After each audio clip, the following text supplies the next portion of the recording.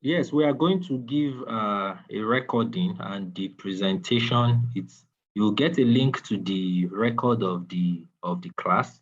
You'll get the presentation as a PDF in your email. So I'm going to send it to everyone's email. So you receive that in your email. So before I think we just have about two more slides, 2 or 3 more slides to go. Before I cover that, is there any question? Is there anyone bothered with anything? Let me just see if I can quickly sort that out. Then we move on to we move on with the current slide.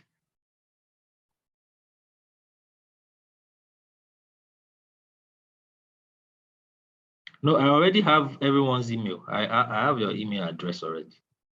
I have your email address already. So there's no need for that.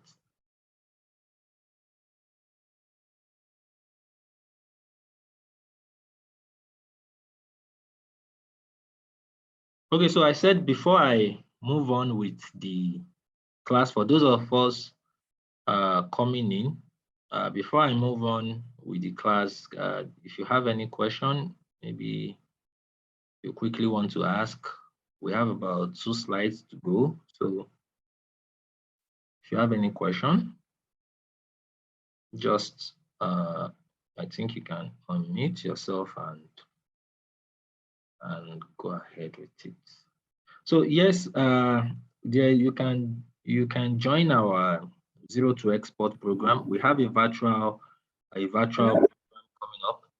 Yes. Hello. Oh, I can hear you. Good morning, sir. Yes, ma'am. Due to the network has been going on and off, and I'm sure I've missed a lot of things. So my question is just that, are you still going to give us the audio record and maybe the documents you were showing? Or yes, yes. I'm going to do that. I'm going to do that. Okay, yes. Thank you very much. Thanks. You're welcome. So you can attend the Zero to Export. It's coming up, I think, ending of this month, around 25th of September. Yeah, 25th of September. So that's an in-depth training, and I'm not going to be the only one to instruct. I have some other exporters also who will be sharing their experience on global business and all that, because there are some things also you need to know, like some pitfalls, some things to look out for, so that you don't just lose money in the export scene. So some people have you spent $200,000 to make a shipment, and maybe the money is still hanging somewhere. So you need to know how to avoid all those kind of pitfalls and all that. So that's when we'll have that kind of in-depth training. Okay, so let me just continue with the class. Then we are giving out the recording and the presentation also to everyone. So local trade financing, like I said, it's not about exporting now. It's just about you moving your harvest from Lagos to Ibadan, from Kano to Lagos, from Abia to Enugu, from Enugu to so just in the country, how do you do your financing? So one very important thing we need to first understand is the fact that we need to have a financial record with our banks, or a good financial statement with our bank. So how does this thing work? Because as entrepreneurs, when I first started, commodity trade, commodity exporting, like some years back, one of my very big challenge was this financial record. When your bank is asking for 6 months financial statements and all this, because as an exporter, I can, you can, depending on how you start your export business, or the commodity business, you can have your contract, a very good solid contract that you are able to execute within the first 3 months in the industry. You can have it within your first 6 months, and it can take a year, it can take 2 years. I have some students that I trained at the like some months back, and I mean these are very energetic set of people.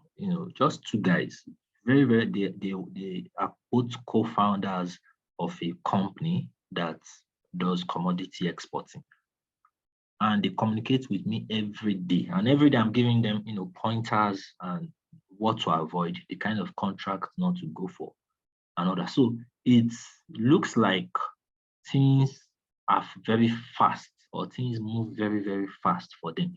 So but in my own period, it was very slow.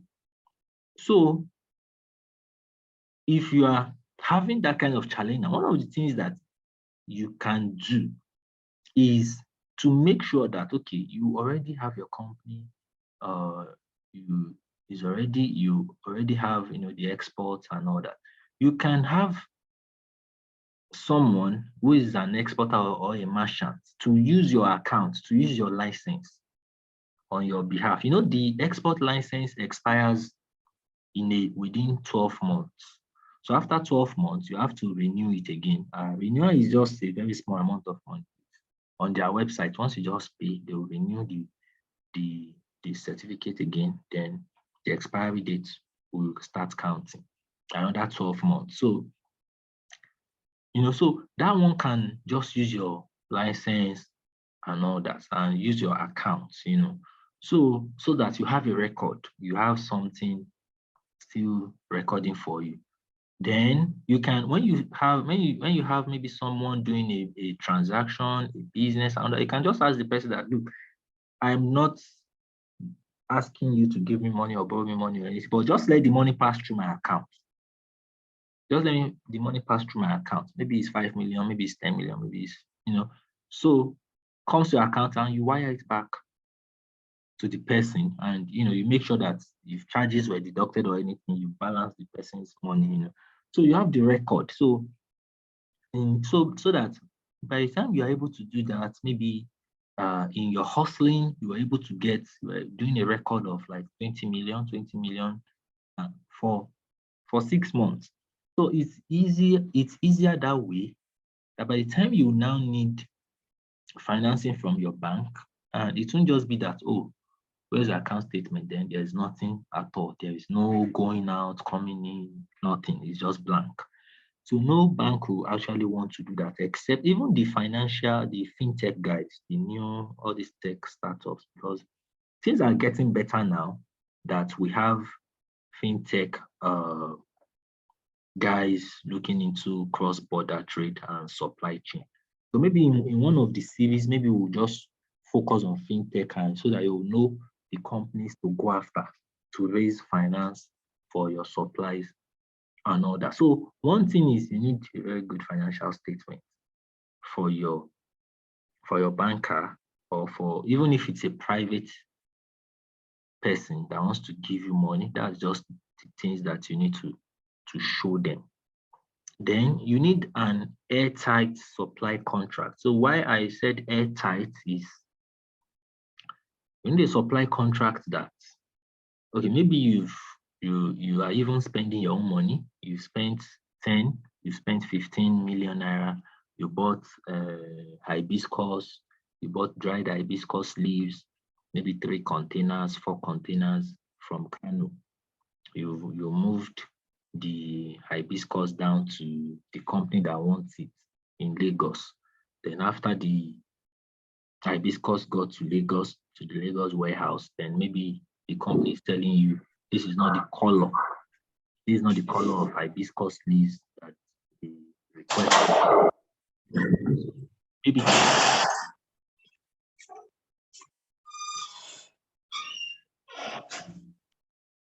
maybe the shade of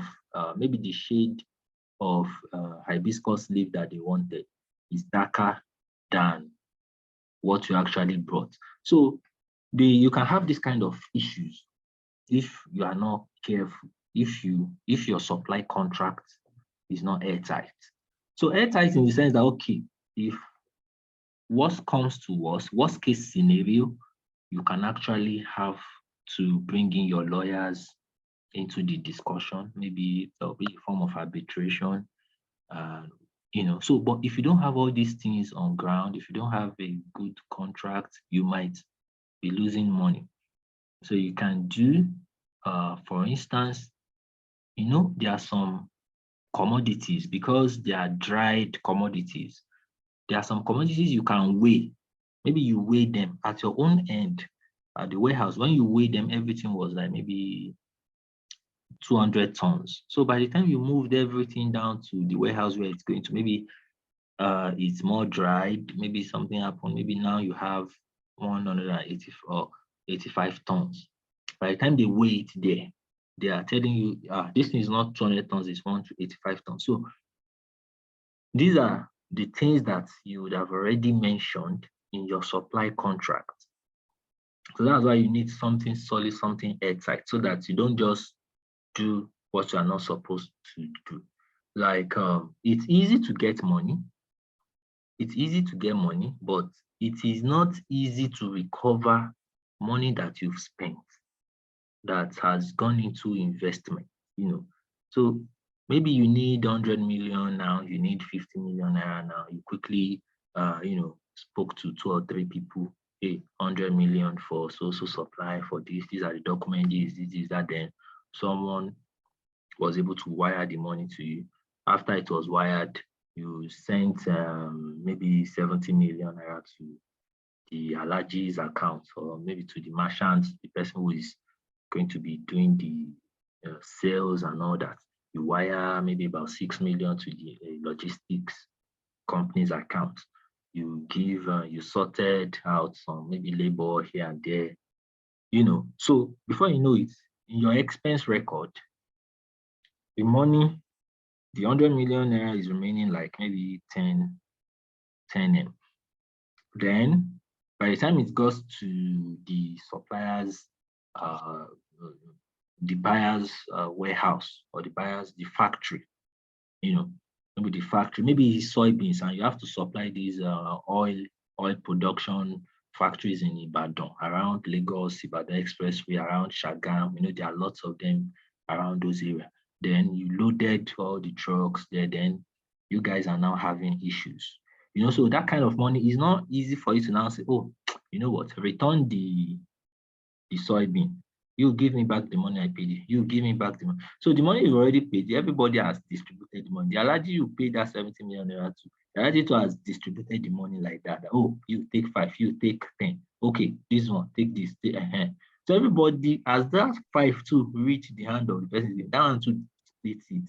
So that's why you need an airtight supply contract, so that, if worst case scenario, even the financier that put money into your venture will not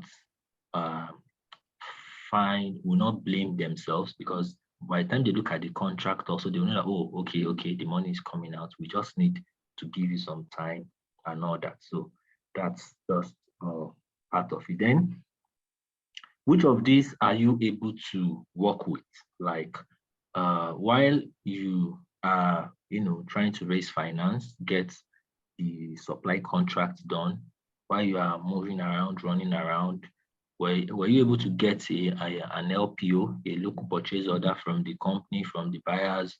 Were you able to get a letter of good standing from your bank that you can give to investors, or that you can give to financiers, to let them understand that you actually have the money to pay?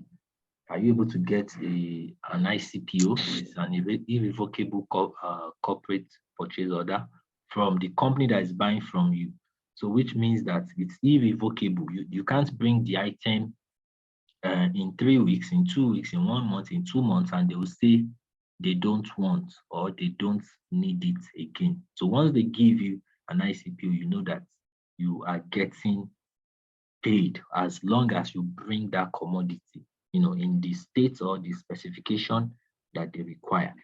So are you able to get a bank guarantee from that company, or an advance payment guarantee? So these are just like the things that will make it easier for you to get financing.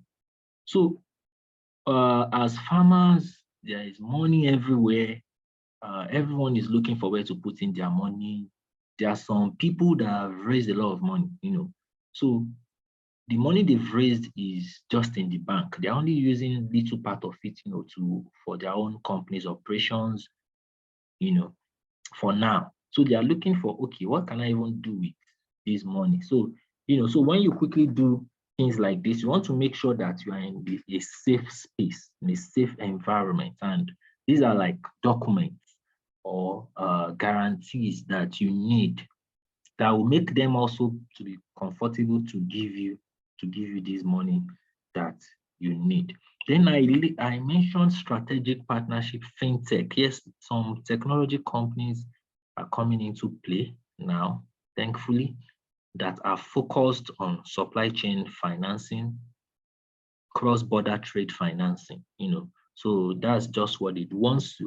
Those things I mentioned earlier, that they'll ask for your company details, your company documents, 6 months financial statement from your bank. They'll ask for records of maybe like past record of supplies that you've done and proof that they actually paid you. They need just 3 of it. And when they look at the current document, they will be able to assess the risk that is involved, whether to give you the money or not. So when it comes to exporting, someone can't just call you on phone now or chat you up and say, can you send a container of dry split ginger or a container of soybeans to my company in India? I say, yes, I will. And you start working on it without having a contract on ground. So most of the time, you as the exporter, because as a farmer now, you've transcended into exporting your own produce, so you are an exporter. So you as that exporter, you need to provide this company or this buyer a contract for you to sign and for him also to sign. Because there are what we call international trade laws, international trade policies. Like, there are some things that is a general rule of thumb, and some are written. They are guideline. If maybe you supply someone in India, in Vietnam, maybe the person is not paying, or maybe there are some issues in between. There are ways for you to resolve. There are ways that you can call the person out. There are ways you can, get your money out and all this. So that's why you need a contract, so that there won't be discrepancies. Like if you are exporting wood, for instance, or wood logs, or charcoal, for instance, or coal, let me just say coal, or any form of mineral ore, a buyer can tell you that, okay, maybe this copper ore I want you to send me, I want it to be 5 centimeters in diameter. Maybe these wood logs, I want it to be 20 centimeters in diameter. That's how big I want it to be. Then by the time you sent it, the person is telling you that you only sent 10 centimeters in diameter wood log instead of 20 as agreed. So instead of both of you arguing, or maybe that person is saying, I'm not going to pay you for this because this is not what, and you can't say, okay, send my goods back to me, because you know that will even take a lot of money for that to happen. So that's why you need a contract that both of you have read, agreed, signed, and you can refer to it later if anything happens. So that's the reason for international trade, or maybe even your local supply, like I mentioned in the previous slide. So this is actually very important, that you have a contract on ground that both of you. When you first send the contract, they read it over there. They will tell you what they see. They will give you some feedbacks. So you also edit the feedbacks so that everyone will be on the same page before both of you sign. Then you can now go ahead with whatever you want to do. That is if that's the only thing that you need from that discussion. So if it's maybe sometimes, after signing of export contract, after signing contracts and all that to export to your buyer or to the client, you still need the buyer's bank to forward you like some credit facility, or maybe you need them to forward you a letter of credit, like a form of documentation that shows that the buyer actually has the money to pay for what they are requesting from you.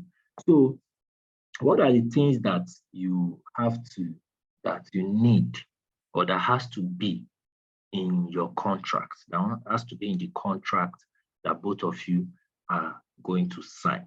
So one, you need a contract number, or this contract number is just like a number that you derived. So it could be your first export contract, maybe 001, could be 100, or maybe just generate a code for it. If you are using maybe an application or a software or something, can just generate any code for that. Then you need a full name and address of the buyer and the seller. So which means that the full information or the full detail of the importer and your own detail has to appear on the export contract. So your own detail as exporter, it has to be there. The name of your company, the address of your company, the contacts of your company, and it's also going to appear for the importer. Then the name of the contact, that is the representative of both companies in this discussion, or for this transaction to happen, like your own full name and your email and maybe your phone number also has to appear on the contract. So now another thing is the name of products or goods. That is, which products are you working on? Are you discussing about to transact, to export? So maybe it's soybeans, maybe it is sesame seeds, maybe it's cocoa beans. You have to spell out this item so that it won't be a case of, oh, we actually requested for cocoa beans, but what you sent was shea nuts. So we won't have that kind of thing happening. So you have to spell that out. Then the product specification, in terms of what is the specification of what is being requested for. Well, what's the moisture content? What is the the kind of foreign matter, the level of foreign matter that is expected? If it's something that has to do with maybe like diameter or maybe ore and that kind of thing, you might want to ask for the dimension. You might want to ask for, maybe even chemical composition of the item. So sometimes you might have to do an analysis, like a chemical analysis of what you want to send, of the harvest of your produce, of your product, and you both of you would have agreed on this analysis already that, oh, this is what I want. Then you put it on the export contract also as this product specification. So he has read product specification, you have also read it, and both of you agree. Not like there is, so it won't be like there's both of you have different views about it. So both of you are on the same page. Then the quantity.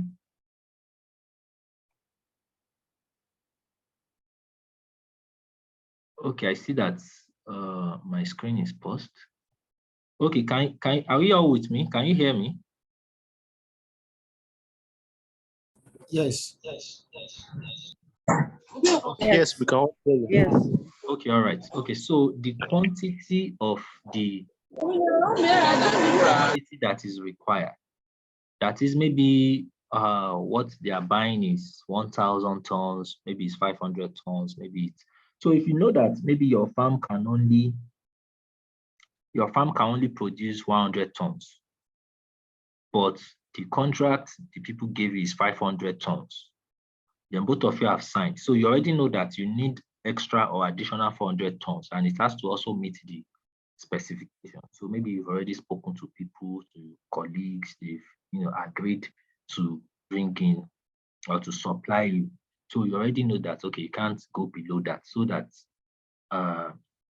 because there are some contracts that once you sign it, they would have told you that okay, this is the amount of tons they need from you, maybe 100,000 tons, but they don't mind if you are sending it, in trench, like maybe two containers, three containers, So by the time you complete that tonnage, you've exhausted the contract, then you can call for to renew the contract.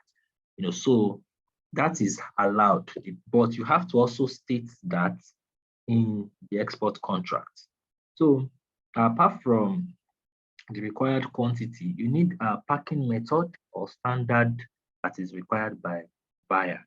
So the buyer would have told you how he or she wants it to be packed. Maybe it's going to be in 50 kilogram uh, sacks, or maybe polythene bags, So they will let you know if it's going to, how you are going to pack it, the weight and all that. Sometimes because the laborers over there, maybe there is a standard weight that they must not carry beyond, and all that. So they would have told you how to pack it. Maybe it's going to be in paper bags, maybe it's going to be in cartons, so they'll let you know.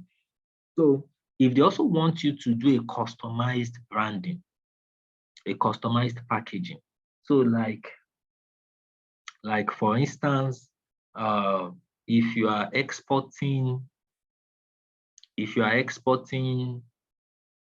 a processed cashew nut from Nigeria, for instance, you might do a customized branding for the buyer. So when it gets there, they just put their own license stamp on it and they sell. So it might be also, it might also be other products too that will take them in. So then the agreed price, the agreed export price, and the port of shipment. So maybe it's at Tinkan Island port in Lagos that you guys are using, that you are going to use to export it. So you have to make sure that it's also specified, it's on the contract. Then the port of delivery where it's going to, the port in that country is also important that you state it out.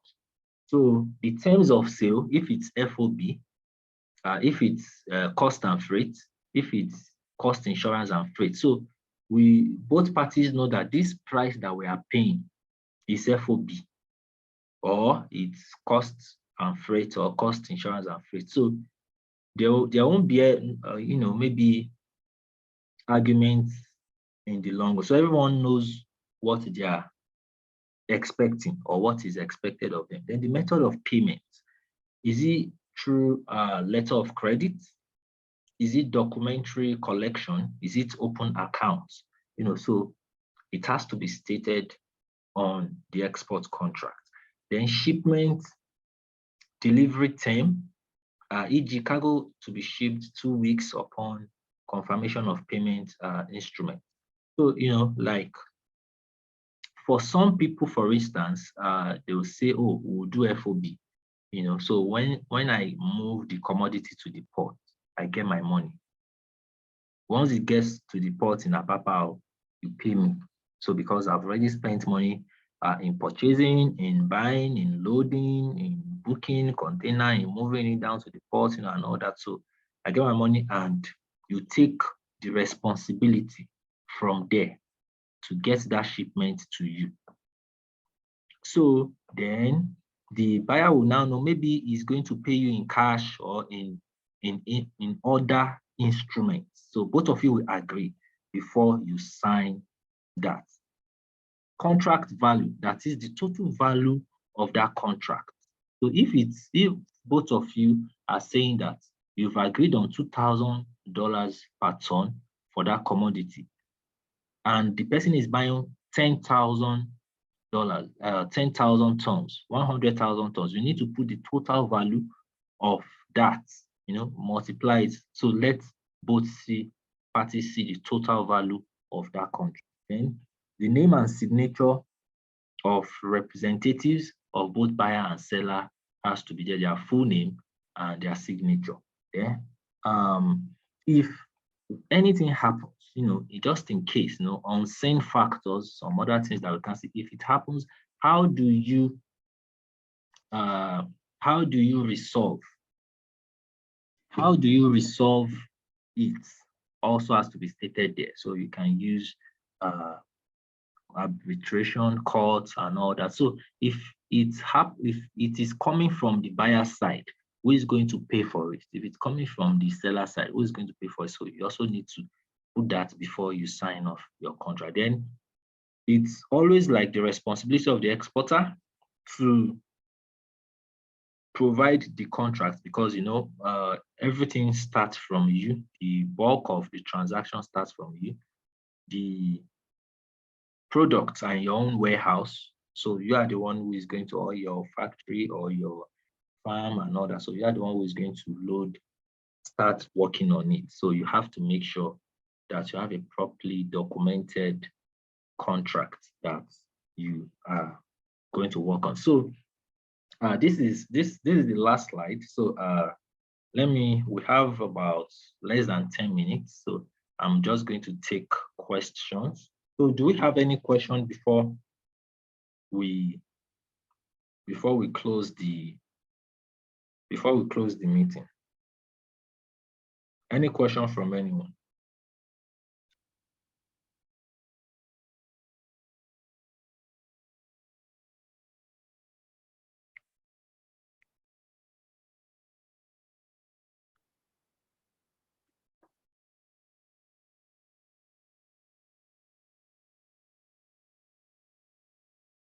Yeah, questions, or ask now.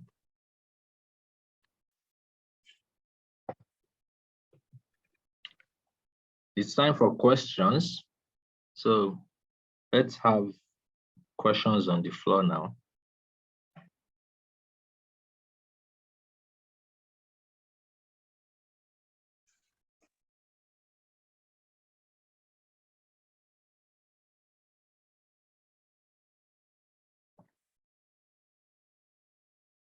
Okay, yes. If you are not talking, you can also chat. You can send message.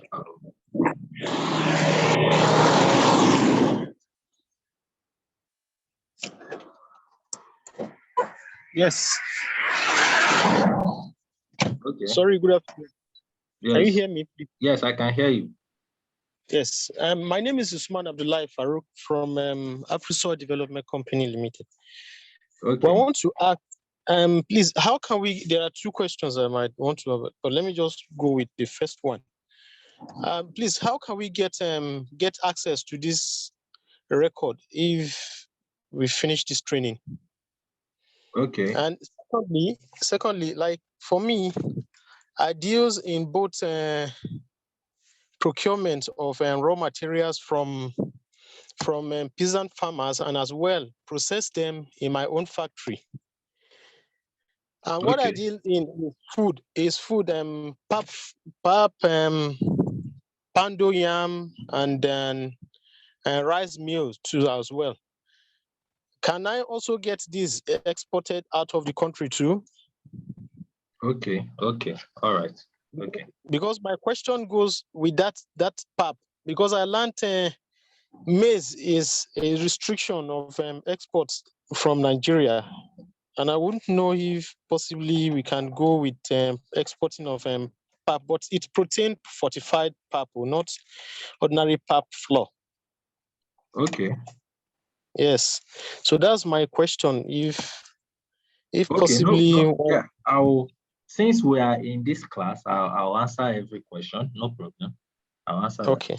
Yes. Okay. Okay. So, firstly, once we are done with the class and all that, there will be a link. You receive the link, access the recording of the class. Then you get the presentation in PDF in your email also.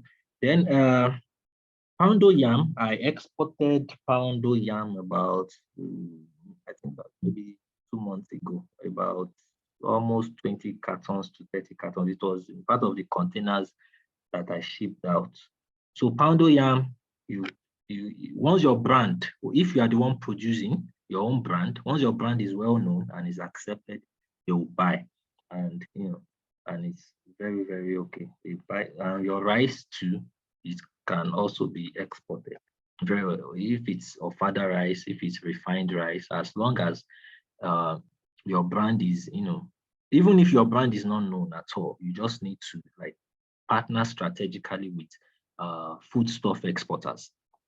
We have something we call foodstuff export masterclass where we train people for foodstuff exporting. So because of that, I have different people who export foodstuff. That's what they focus on. So you can partner strategically with all of them, give them samples of your rice. By the time they are also marketing to their own clients, you can have them ordering your products from you. This is one of the things we can do. One of my students make pap, not even dried pap, but the wet kind of pap. But it's her proprietary production system. So I don't really know how she does it, but it doesn't spoil.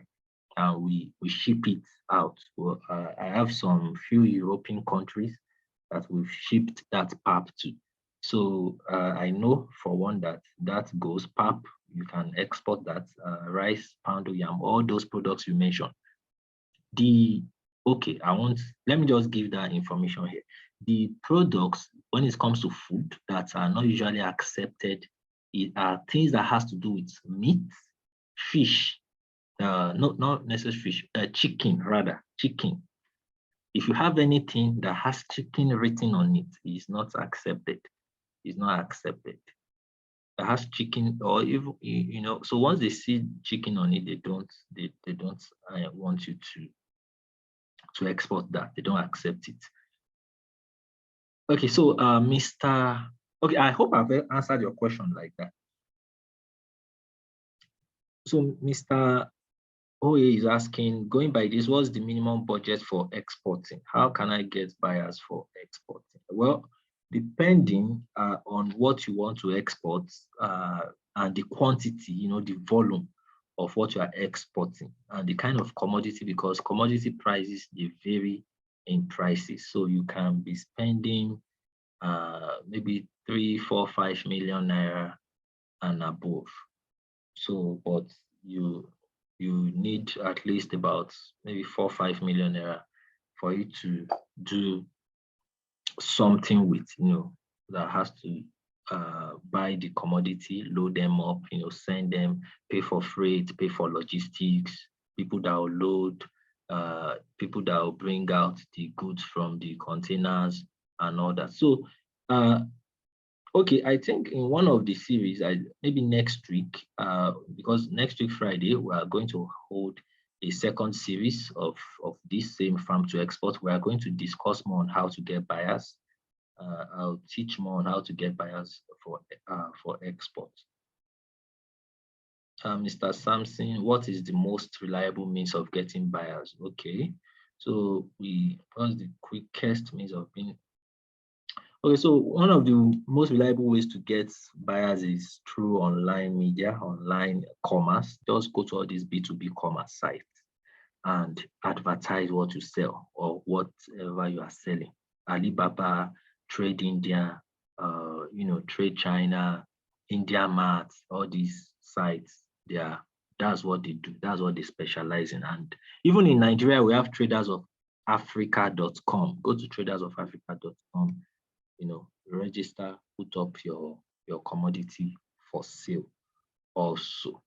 So once this ends, you are going to receive an email, and you are going to receive the